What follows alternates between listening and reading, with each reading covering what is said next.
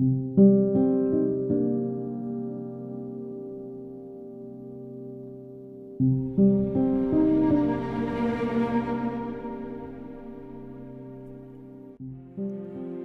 channel, and welcome back to Robert White Photography. It's that time of year when we go through my top photos of the year, this being 2025. As I was starting to pull together some of these photos, I noticed it was pretty much a lackluster year for photography for me, 2025. You know, I thought for a minute Iceland might be in there, but looking back, Iceland was the end of 2024. It wasn't in 2025 at all. I didn't really go anywhere in 2025, so the population are just, these photos are just ones I've taken here locally. So we'll get to that in just a little bit. You know, photography means a lot of different things depending on who you are. Photography could hold on to cherish people. You know, as your mind ages, you will ultimately lose in your mind's eye the faces of the people you love, the people who are gone. Photography has a way of capturing those and allowing you to revisit those wonderful faces for years to come. Or the purpose might be to share beauty, share the experience.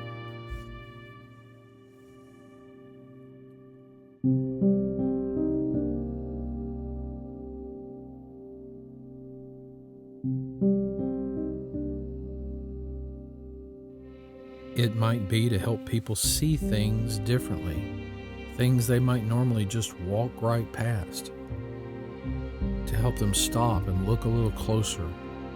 Look at the patterns, the textures, the colors, the details that nature provides. Let them focus on the beauty they may not otherwise see.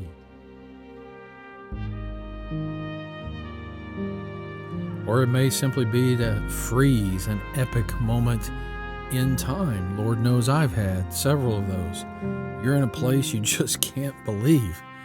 And photography helps you capture that moment in time and save it forever so that you can revisit it and relive your time in that place.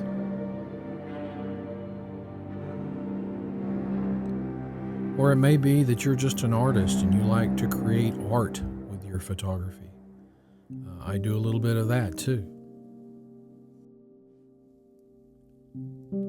So let's run through my top 10 photos of 2025. I'll give you a little bit of the backstory for each photo, and if you stay till the end of the video, there's a very special photo at the end that I hope you'll wait and see. Alright, let's jump right into photo number 1. Here we go. Back on January 13th of 2025, it was a full moon night, and the moon came in very close proximity, at least visually, to Mars. So I grabbed my Canon R5 and my RF 100 to 500 telephoto lens and my sturdy tripod and went out in the backyard, honestly, from the house, set it all up, got it all tightened down, and opened the shutter. Now, I only opened the shutter for 1/60th of a second. You don't need the shutter open all that long for the moon. It will end up being a big white blob in your photo because the moon reflects so much sunlight. There is no shortage of light with a moon photograph. So this is a merging of two photos. In order to capture Mars, up there you'll see it in the top right corner, that little white, almost yellowish dot. In order to capture that and the moon in one single frame, I had to expose for the moon at 1/60th of a second, and I believe my ISO was somewhere in the 400 to 800 range. And then I had to take another exposure, but leaving the shutter open for, gosh, I want to say 20 seconds, maybe 15 or 20 seconds. You don't want to leave it much longer than that. You get to about 30 seconds, and the rotation of the Earth will take all your planets and your stars and make lines of them instead of dots because you're moving. Anyway, leave the shutter open for a lot longer so that the light from Mars is captured more fully, and it shows up in this photo here. So then I take those two photos in Photoshop and just lay them on top of each other, and I eliminate the super bright moon from the Mars photo, leaving the moon from the moon photo, and they were in fact this close to each other visibly. I did not shrink the distance. I only changed the exposure here. What I find terribly interesting is the same sun that warms our planet, that lit up this moon tonight in what, probably 8-9 minutes for the light to go from the sun to the moon back to my sensor, is also bouncing off of Mars. That same sunlight bouncing off of Mars, coming all the way back to the Earth and hitting my sensor at the same time. The same light source from two vastly different distances is just fascinating to me. All right, moving on to photo number 2 here at a local lake by my house. This is a photo of, you guessed it, a blue-billed duck. Not a lot of creativity in the naming of these ducks, but somebody saw this duck once upon a time and said, let's call it a blue-billed duck. And clearly it's a duck with a blue bill. Anyway, I thought it was beautiful. The bright yellow eyes, the detail that this camera picks up. I mean, look at the feathers on the back in the white area. You can see detail there, and even the black feathers on its head and the sheen that's on the back of its neck. This camera does an amazing job, and I just love this little blue-billed duck.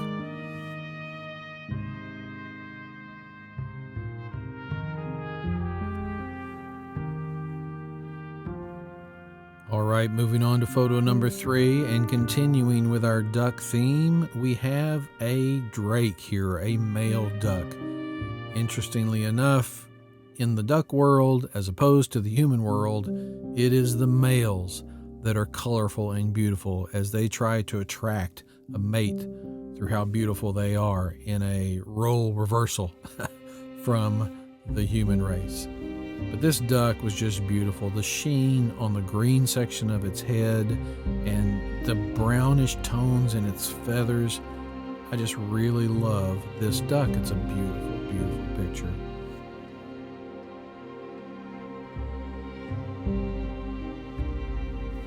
Moving on to photo number 4 and continuing with our bird theme. I was out at the same lake as the other two birds and captured this beautiful gray heron. I love the gray colors of this bird and the bluish black cap on its head, along with its bright yellow eyes. Just a stunning bird.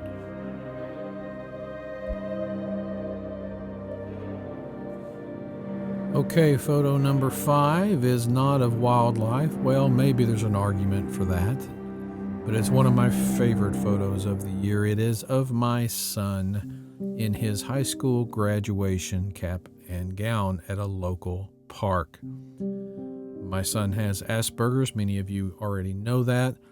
And making it through junior high and high school was no simple task for him, but he persevered and with help made it to this wonderful day where he got to walk across the stage this year in 2025. His sister was there, the whole family was there, and got to watch him walk across that stage, and we were immensely proud of him. So this is, yes, one of my favorite photos of 2025. All right, photo number 6 is this beautiful shot of the longhorn cattle at Brinkman Ranch. Here in Frisco, Texas, it's a big ranch, lots of land. There's always a lot of these beautiful longhorn cattle, marbled in color, walking the plains out here. Boy, it gives you a feel of how the West used to be so many years ago when there were cattle drives and no fences. Just love this photo, and this guy right in the center here was just staring at me wondering what the heck I'm doing. You can see the cowbirds walking around, among them two beautiful white birds.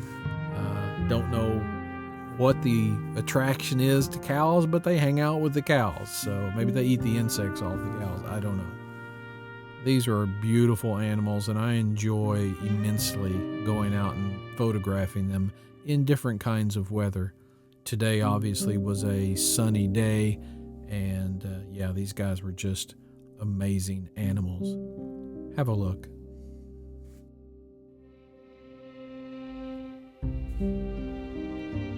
All right, moving on to picture number 7, and we are back in space. This time the planet is Jupiter, and 4 of its beautiful satellite moons spinning around it in a disk form. Look at the alignment of those. It's incredible. Nature just lines these things up. It's also incredible that the sun, once again, makes it all the way out there, reflects off Jupiter and these moons, makes it all the way back to my camera's sensor so that I can share it with you today. Love this photo of Jupiter.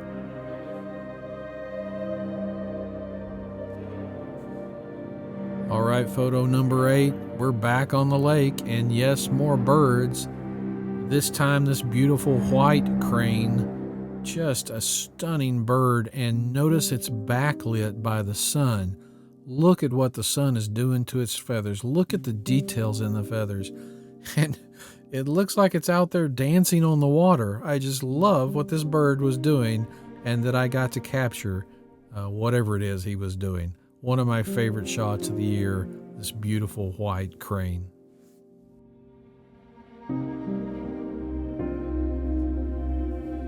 All right, photo number 9, same lake. I believe the same bird, to be honest with you. He flew to a different part of the lake and was walking around. This time the sun is behind me, but the water looks so blue against his white feathers, and look at the reflection of those white feathers on the lake itself. This just isolates this bird in such a way that makes it jump off the page. Really love this bird. Really love this photo. The white crane.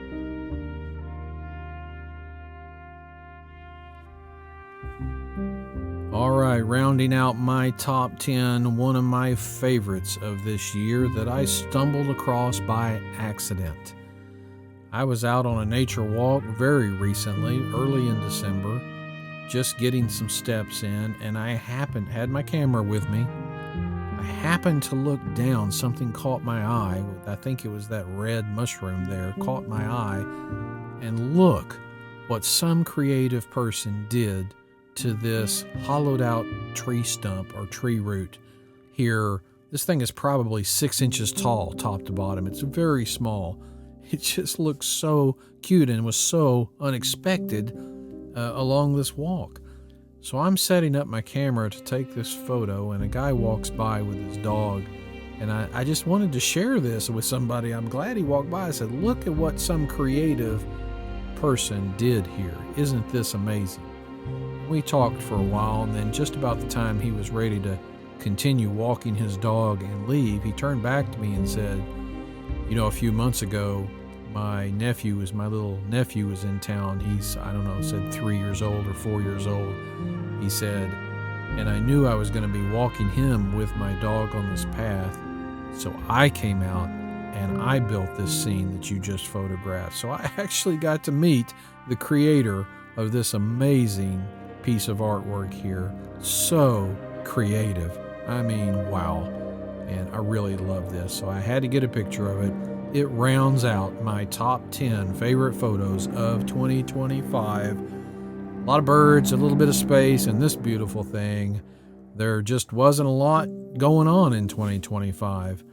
And that kind of brings me to why, and that brings me to the bonus photo that I'm going to show you right now. All right, before I bring up this bonus photo, I have a confession to make. The photo you're about to see, I did not take. Somebody else took. But it might be one of the most impactful photos of my lifetime. Here it is.